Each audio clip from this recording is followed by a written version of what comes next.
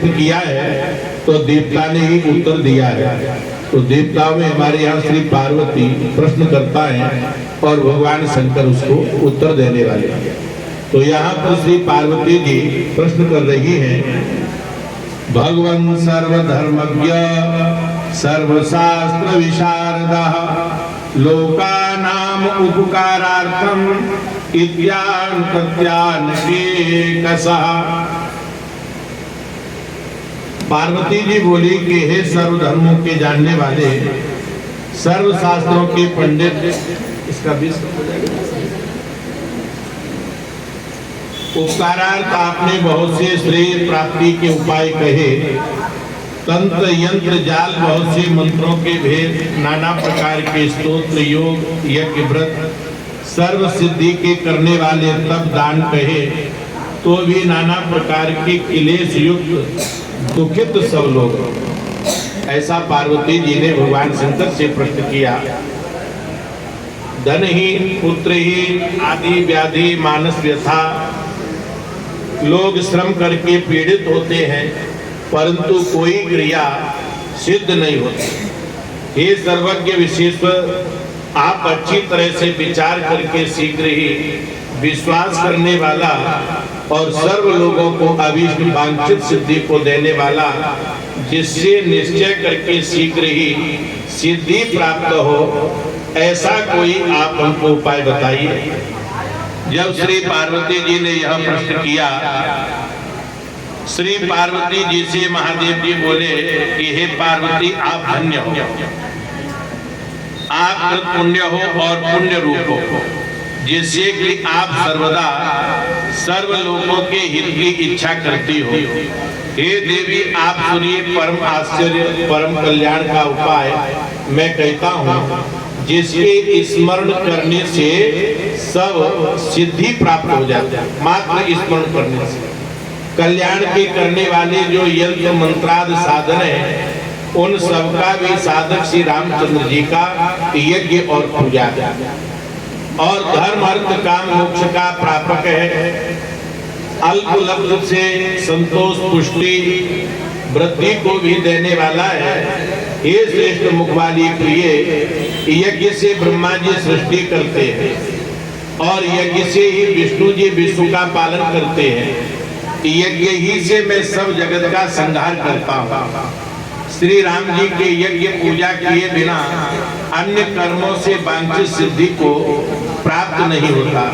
पूजा दान जप यज्ञ और अखंडित तप करे हुए राम जी की पूजा किए बिना दान तपाद की सिद्धि को नहीं प्राप्त होता है। इसी से ही सुंदर व्रत वाली शोभायमान प्रिय महायज्ञों में उत्तर सर्व तप दानाद के फल को देने वाली, इच्छित सिद्धि को देने वाली, सर्व विघ्न को नाश करने वाली सुंदर श्री रामार्चा को करके कोई भी मनुष्य फिर दुख का भागी नहीं होता है। रामार्चा से परे यज्ञ, रामार्चा से परे तप, रामार्चा से परे दान और न रामार्चा से परे कोई जप है। तीनों लोक में भी रामार्चा से परे पवित्र वस्तु नहीं है। इसी से प्रिय संसार में बुद्ध जीवों का उद्धार करने वाली उत्तम रामार्चा का सेवन करना चाहिए। महासिद्धि को देने वाला सुंदर, सर्व इच्छित फल को देने वाला, सब अरिष्ट अशुभ को शीघ्र ही हरने वाला, सब उपद्रव भूकंपात अशुगुण का रोगाद विकारक नाशक, देह में रोगाद जन्य व्यथा को हरने वाला, पुत्र पौत्राद सुख को देने वाला, और जिसका राज्य नष्ट हुआ हो उसको फिर राज्य देने वाला, निर्धन को धन देने वाला और दुर्भिक्षी में वृष्टि को करने वाला, बड़े बड़े उत्पातों का निवारण करने वाला, शत्रु की सैन्य का नाशक, मित्र वर्ग का विशेष वर्धक, महादारिद्र्य और दुर्भाग्य से दुखित पुरुषों को सुख देने वाला, सौभाग्य और पुत्राद संतति का करने वाला, सब सर्वविधि ऐश्वर्य को सुख को देने वाला, ऋण के भार को हरने वाला, ग्रहों के विग्रह का निवारक, मुमुक्षु को मुक्ति देने वाला, और महाराज श्रेय की इच्छा करने वाले सब पुरुषों को रामार्चा से ही सिद्धि प्राप्त होती है। जिन जिन कामनाओं का चिंतन करेगा उन कामनाओं का निश्चय करके प्राप्त होगा। इस लोक में अन्य वस्तु से जो साधन है वे देवी रामार्जन के बिना कभी सिद्ध नहीं होते। रामार्जन के बिना अन्य व्रताद जो करे तो अनेक कल्प में भी उन व्रताद के फल के भागी नहीं होते हैं। हे देवी, ग्रहों में जैसे सूर्य, नक्षत्रों में जैसे चंद्रमा, वैसे ही उत्तम कर्मों में सर्वोत्तम रामार्चन है। इसमें तुमको शुभ पुराण संबंधी कथा कहूंगा। प्रलय काल के अंत में श्री महाविष्णु जी के नाभि कमल से ब्रह्मा जी का अवतार हुआ। ब्रह्मा प्रकट हुए भगवान की नाभि से। जब क्षीर सागर में भगवान लेटे हुए हैं, लक्ष्मी जी उनके चरण दबा रही हैं, उस समय ब्रह्मा भगवान के मन में एक भाव उत्पन्न हुआ कि एकम बहुश्याम। ऐसा विचार करते ही भगवान के नाभि से कमल उत्पन्न हुआ और उस कमल के ऊपर आकर के ब्रह्मा विराजमान हुआ।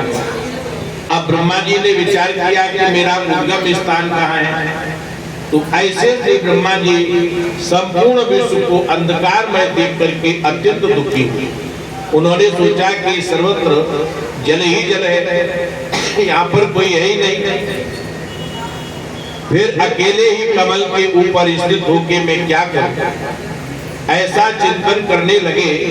तब उस कमल से उत्पन्न जो ब्रह्मा जी तनिक प्रति आकाशवाणी हुई, हे ब्रह्मन, तुम वृत्तियों से जायमान अर्थयुक्त महासृष्टि को करो।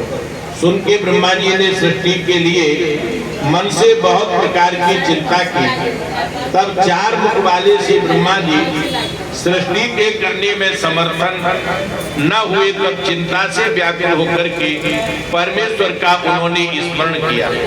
जिस परमेश्वर ने मेरे को उत्पन्न किया और जिसने सृष्टि कराने के लिए ब्रह्मन तुम सृष्टि को करो ऐसे वचनों से हमको उपदेश किया, वे स्वयं करने वाले और कराने वाले परमेश्वर मेरे दृष्टि गोचर अर्थात मुझको दर्शन दें। मैं उस परमेश्वर की शरण में प्राप्त हूँ। उन परमेश्वर को बारंबार नमस्कार है। इस प्रकार ब्रह्मा जी के स्मरण करने से हे देवी, सनातन श्री विष्णु ये प्राप्त होकर के वचन बोले कि हे ब्रह्मन, तुम रामार्चा करो। तब श्री ब्रह्मा जी महाविष्णु के वचन को सुनकर आदर पूर्वक स्तुति और नमस्कार करके बोले कि हे देवों के देव, रामार्चा हम कैसे करें, उसका विधान आप कहिए। भगवान बोले कि ब्रह्मन, सावधान होकर के सब सिद्धि को देने वाली रामार्चा को सुनो। जिस रामार्चा के करने से सर्व मनुष्य सर्व सौभाग्य से उत्तम होते हैं, उस रामार्चा की विधि को मैं कहता हूँ। तुम सावधान होकर के धारण करो। राम भक्त बंधु वर्ग मित्र ब्राह्मणादि सज्जनों को बुलाकर अपनी संपूर्ण वांछित सिद्धि के लिए उत्तम भक्ति से संतुष्ट करें। पंचमी में, आज पंचमी है, अब इसके कोई ना कोई पूरक बन जाते हैं। 4 दिन साथ तो बहुत पहले से परिचित है, परंतु मुकेश जी ने जब फोन किया, हम लोग वृंदावन धाम में थे, तो हमने कहा 12 से तो हमारी सूत्रताल में कथा है, तो पंचमी को हम वो कर देंगे। तो अभी आप बता रहे थे कि आपका जन्म भी आज आएगा। आप देखिए, ये भगवान का विधान योग है और इसमें भी सबसे पहले बताया है जो रामार्चा की जाती है। और हम आपको सत्य बता रहे हैं कि हमने कोई वैसे ही कह दिया था। हमने कहा इस पंचमी से अच्छा और कौन सा दिन होगा, तो इसमें सबसे पहले पंचमी में या पूर्णमासी में या द्वादशी में या संक्रांति में, उत्तरायण में, दक्षिणायन में, नवमी अमावस्या में अथवा जिस किसी दिन मध्याह्न में प्रदोष में बुद्धिमान पुरुष रामार्चा करे। प्रथम पवित्र स्थान में शुद्ध जल और मृतिका से शुद्ध की हुई पृथ्वी श्रद्धा पूर्वक अर्चक तरुण चांदनी पताका तोरण सहित मनोहर शोभायमान 4 द्वार का मंडप बनाया। इसके 4 दरवाजे मंडप बनावे और चारों द्वारों के दोनों ओर चावल के ऊपर केसर चंदन से चित्रित जल से भरे पूर्ण कुंभ धरकर कंठ में वस्त्र की पट्टी बांधे, मुख पल्लव धरकर के ऊपर पात्र में ये दीपक धरे, जो चारों तरफ एक दीपक जल रही है। मंडप के चारों कोने में कदली का पत्ता लगाएं, स्तंभ लगाएं। जिस मंडप के मध्य में बढ़िया पीठ बिछौना सहित चिपकर उत्तम शोभायमान 4 कोने की चौकी, जो चौकी के ऊपर रंग से रंगे हुए ये यहाँ पर एक पुष्प बनाए हैं भगवान का आह्वान करने के लिए। और माहेश्वरी आदि से लेकर के इसमें लगभग 42 देवताओं का पूजन है। सबसे पहले आवाहन माहेश्वरी देवी का किया जाता है। तो माहेश्वरी देवी से लेकर के श्री आवाहन पूर्वक निवार युक्त श्री रघुकुल मणि रामचंद्र जी का आवाहन करें। श्री ब्राह्मण पूर्वक भाग में स्थित गौरी जी गणेश का पूजन करें। दक्षिण भाग में महालक्ष्मी इत्यादि सभी देवताओं का हम पृथक पृथक यहाँ पर पूजन करें। राम जी के दक्षिण भाग में स्वशक्ति के सहित लक्ष्मण जी का पूजन करें। पश्चिम में स्वशक्ति के सहित शत्रुघ्न जी का, उत्तर में स्वशक्ति के सहित भरत जी का पूजन करें।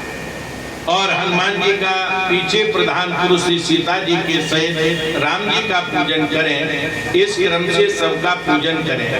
पाद अर्घ आचमनाद से, पंचामृतात् स्नानों से, पीतांबर उपवीतात् से, चंदन तुलसी से, यव अक्षत तिल से, सुंदर पुष्प माला दूर्वा अंकुर से, धूप दीप नैवेद्य सुगंध युक्त तांबूल से, अतराद सुगंधित वस्तु से, मोहकाद उत्तम नैवेद्य 5 सेर से अधिक श्रेष्ठ हैं जो पकवान बनाते हैं भगवान के लिए, तो इससे कम नहीं होना चाहिए। नाना प्रकार से पकवान से तथा अच्छे स्वाद वाले फलों से पूजन करें। यहाँ पर 4 प्रदक्षिणा करें, साष्टांग भगवान को प्रणाम करें, फिर इष्ट इच्छित वस्तु की प्रार्थना करें। रामचंद्र जी का प्रसाद श्री हनुमान जी को प्रदान करें। जय राम जी का भोग जो अभी आपने किया था ये हनुमान जी को प्रदान करें। वायुपुत्र श्री हनुमान जी प्रसन्न होकर वांछित अर्थ देते हैं। हे ब्राह्मण, इस प्रकार के विधान से श्री रामार्चा करें। जैसी ऐश्वर्य की अधिकता हो वैसे श्री राम जी का पूजन करें। इसमें कृपणाई न करें। श्री सालिक राम जी में अथवा तिल की ढेरी पर राम जी का पूजन करें। हे वत्स ब्राह्मण, तुमने पूर्व लड़काई अवस्था में सृष्टि के निमित्त सुंदर मंदाकिनी के तट पर श्री चित्रकूट में मेरी और विष्णु की आज्ञा से रामार्चा को किया था। हे महाभाग, पूजा के अंत में रघुकुल मणि प्रकट होकर तुमको वरदान देकर फिर अंतर ध्यान हो गए। प्रेमी भक्तजन श्री राम प्रसाद देकर जब तुमने पाया तब तुम्हारे जो मन में इच्छित अभिष्ट कार्य थे अपने बंधु वर्ग को बांटकर रामार्चा के प्रसाद को प्रसन्न मन होकर जो पावेगा उसके मन का वांछित शीघ्र ही होगा। हे ब्राह्मण, रामार्चा के प्रसाद को यदि न पावेगा तो महा दुखित होकर रौरव नरक में जाएगा। इसीलिए रामार्चा के प्रसाद का तिरस्कार नहीं करना चाहिए। कोट जन्मों से बटुरे हुए मन वचन काय से उत्पन्न ब्रह्म हत्याद पाप श्री रामचंद्र जी की प्रसादी पाने से नष्ट हो जाता है। हे ब्राह्मण, इस प्रकार रामार्चा को अच्छे विधान से जो करता है उसकी पूर्व में मन से वांछित जो सिद्धि है वह शीघ्र ही प्राप्त होती है। इतनी बात ब्रह्मा जी से कहकर के विष्णु जी अंतर ध्यान हो गए। पार्वती लोकपति ब्रह्मा जी रामार्चा को करते हुए और उस रामार्चा से संपूर्ण इच्छित अर्थ को भोगने वाले हे प्रिय ब्रह्मा जी ने जिन जिन वस्तुओं का चिंतन किया वह शीघ्र ही प्राप्त हो गई। जो इच्छा करियो मन माही और राम कृपा कछु दुर्लभ। ब्रह्मलोक में देवता लोग सदा ही रामार्चन को करते हैं। जो अन्य सब जीवों को दुर्लभ है, उन नाना प्रकार के भोगों को रामार्चा के प्रभाव से सब परमानंद को प्राप्त होकर के भोगते हैं। पुनः पार्वती जी प्रश्न कर रही हैं के कृता पुरा देव रामार्चा तद्वदातुना श्रोतमीक्षाम देवेश ममर्ष विवर्धनम। पार्वती जी बोली कि हे देवेश, मेरे हर्ष बढ़ाने वाले पूर्व काल में किन किन ने रामार्चा को किया और उसको इस काल में मुझसे कहिए, मैं सुनने की इच्छा करती हूँ। तब श्री शिव जी बोले कि हे देवी सुनिए, पापों को छुड़ाने वाली, सब मनुष्यों को सुख देने वाली पूजा के महात्म युक्त पवित्र कथा को कहूँगा। मथुरापुरी में कोई एक धर्मज्ञ ब्राह्मण था। महारोग करके पीड़ित पृथुक नाम से विख्यात बसता था। बहुत विधान से यत्न किए, परंतु महादुख युक्त मन वाला ब्राह्मण श्रेष्ठ रोगों की बाधा से मुक्त नहीं हुआ। वह ब्राह्मण घर से शीघ्र व्याघ्राद युक्त वन के प्रति गया और दुख से संत्रस्त होकर मृत्यु के हेतु विचारता हुआ वन में घूमने लगा कि हम आत्महत्या कर लेंगे, इस हेतु से निकल गया। हे देवी, आत्महत्या के डर से विष से शरीर को नहीं त्यागा। उस वन में घूमते घूमते उस ब्राह्मण ने भृगु के पुत्र ऋचिक को देखा और वहां देख करके महारोग बाधा से पीड़ित अतीव दुखार्त ब्राह्मण ऋचिक को नमस्कार करके रोने लगा। ऋचिक ही ब्राह्मण के प्रति बोले कि हे ब्राह्मण, क्यों रोते हो, रोने का कारण कहो। पृथुक ऋचिक का कहा हुआ सुनकर बोला कि हे दुर्श्रेष्ठ, पृथुक नाम से विख्यात मैं ब्राह्मण हूँ, विद्वान में सर्व व्याधियों से युक्त हूँ तथा रोगों से पीड़ित हूँ। कृपा निधि, जिससे मेरा दुख नाश हो उस उपाय को कही। पृथु के वचन को सुनकर के दयालु ब्राह्मण ने कहा कि तू रामार्चा कर। पृथु बोला कि विद्वान परमतत्व रामार्चा की विधि कहिए। पृथु का वचन सुनकर के ऋषि बोले कि हे विप्र, मेरा वचन सुन। कुछ नाम के पुत्र धर्म के जानने वाले जो गादी है वे मेरे ससुर हैं। वे पूर्व में अनपत्य थे, इस हेतु से निरंतर दुखी रहा करते थे। उनकी पुत्री सत्यवती मेरी स्त्री ने सेवा से मुझको संतुष्ट किया। हम आनंद युक्त होकर के उस सत्यवती स्त्री से बोले कि हे सुमध्य में वर्मा। तब वह बोली कि हे प्रभु, मेरे भाई हो, यह वरदान दीजिए। महाभागे तथास्तु, तुम्हारे भाई होगा। ऐसा कह करके हम श्री भृगु जी के पास गए और विप्र ब्रह्मा तथा वेद दोनों को जानने वाले भृगु जी से इस वृत्तांत को निवेदन किया। सुनकर के श्री भृगु जी वचन बोले कि हे पुत्र, गाधी राजा के पुत्र होने के लिए अच्छे विधान से प्रेम पूर्वक उन राजा रानी दोनों से रामार्चा कराओ। रामार्चा के प्रसाद से शीघ्र ही उत्तम पुत्र होगा। रामार्चा की विधि को सुन। वहां से आकर के अपने ससुर से मैंने कहा। अपनी पत्नी के सहित गाद राजा ने श्री राम जी का पूजन किया। तब राम जी के प्रसाद पाने से गादी की प्यारी रानी के गर्भ को धारण किया और उनको श्री विश्वामित्र नाम से विख्यात धर्मज्ञ पुत्र हुए, जो कि क्षत्रिय से ब्राह्मण श्रेष्ठ हुए। सौभाग्य और संतति के करने वाले, संपूर्ण इच्छित फल को देने वाले राम जी के पूजन को मैंने श्री भृगु जी से पूर्व में सुना है। हे महाभाग, तुम भी सुख देने वाले महायज्ञ श्री राम जी का पूजन कर। तब ऋषि के कहे हुए राम पूजन को सुनकर के ब्राह्मण अपने घर को गया। हे देवी, वह घर पर श्री राम जी का पूजन किया, नैवेद्य प्रसाद पाया, पाने से महारोग नाश को प्राप्त हुआ।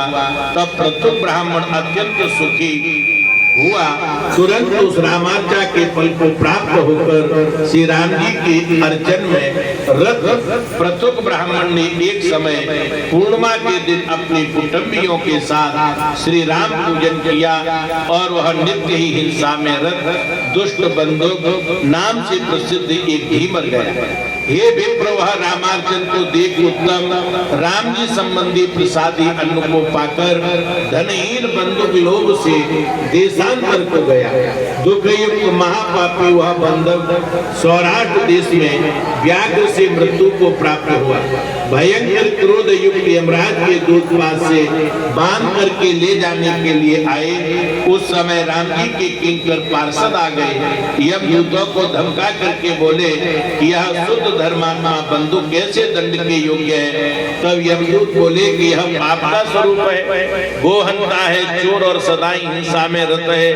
तब राम पार्षद बोले कि हे पापी प्रपीड़क, जिसने रामार्चा संबंधी अन्न प्रसाद को एक बार भी पाया है वह शुद्ध धर्म कामार्थी होकर शुभ श्री रामपुर को जाता है। ऐसे दूतों से कहकर उस बंधुक पुष्प विमान पर बैठ करके राम जी के पास गए। यमदूतों ने यमराज के पास जाकर उस वृत्तांत को निवेदन किया।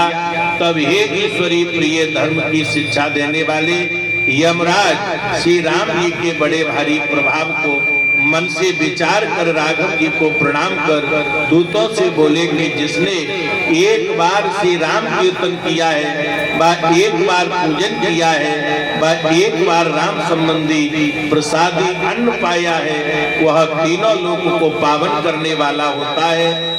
आप पावन हो जाएं, उसमें क्या कहना है। सब पाप समूहों से मुक्त और सुर असुर सबसे पूजनीय होता है, जिससे कि राम जी के अनुग्रह का पात्र है। इससे सब प्राणियों में वह उत्तम है। रामार्चा के प्रभाव को अच्छे प्रकार सुनकर के श्री रामार्चा श्री राम रूप से सर्व देहधारियों को सिद्धि देती है। रामार्चा से जो सिद्धि न हो ऐसी कोई वस्तु हमें दुनिया में दिखाई नहीं देती। उस यमराज ने इस प्रकार से दूतों को समझाकर राम जी का स्मरण किया। हे देवी, रामार्चा का प्रभाव ऐसा अत्यंत दुर्गम है। जो मानवोत्तम श्री रामार्चा को करते हैं वे निश्चय करके राम रूप होते हैं और सर्व महर्षियों से पूजित होते हैं। 10 लाख अश्वमेध यज्ञ, 10 लाख राजसूय यज्ञ रामार्चा के प्रसाद की 16वीं कला के योग्य है। हे प्रिय, जो पुरुष राम जी की पूजा करके राम जी का प्रसाद हनुमान जी को देता है, उस पुरुष का अभीष्ट वांछित अच्छी भांति से सिद्ध होता है। प्रसन्न मन होकर जो जो वस्तु राम जी को समर्पण करें वह सब वस्तु विशेष करके हनुमान जी को समर्पण करना चाहिए। पवन पुत्र श्री हनुमान जी राम जी की सिद्धि के स्वरूप हैं। इस कारण सब प्रकार से भक्तों के काम को देने वाले श्री हनुमान जी को संतुष्ट करना चाहिए। सियावर रामचंद्र की, श्री राम जय राम जय जय राम, श्री राम जय राम जय जय राम, श्री राम जय राम जय जय राम, श्री राम जय राम जय जय राम, श्री राम जय राम जय जय राम, श्री राम जय राम जय राम, श्री राम जय राम जय जय राम, श्री राम जय राम जय जय राम, श्री राम जय राम जय जय राम, श्री राम जय राम जय जय राम, श्री राम जय राम जय जय राम, श्री राम जय राम जय जय राम, श्री राम जय राम जय जय राम, श्री राम जय राम जय जय राम। बोलिए सियावर रामचंद्र महाराज की जय। अब आप लोग आरती करें।